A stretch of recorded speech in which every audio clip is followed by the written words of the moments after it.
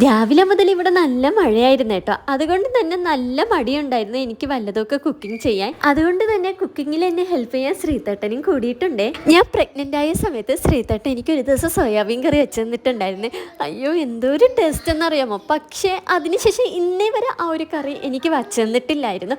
കുറേ പ്രാവശ്യം ഞാൻ പറഞ്ഞായിരുന്നു എനിക്ക് ഒരു ദിവസം ആ ഒരു സോയാബീൻ കറി വെച്ചിരുന്നു, പക്ഷേ മൈൻഡ് പോലും ചെയ്തിട്ടില്ലായിരുന്നു. എന്നാൽ ഇന്ന് ഞാൻ പറയാണ്ട് തന്നെ എനിക്ക് ആ ഒരു സോയാബീൻ കറി ശ്രീതട്ടൻ വച്ചേരാണ്. പണ്ട് ഹോട്ടലിൽ നിന്നിട്ടുള്ളത് കൊണ്ട് തന്നെ ആശാന് പാചകം നന്നായിട്ട് അറിയാം. വയ്ക്കുന്നതാണെങ്കിൽ അടിപൊളി ടേസ്റ്റുമാണ്. പക്ഷെ ഒന്നും വച്ചു തരില്ലെന്നേ ഉള്ളൂ.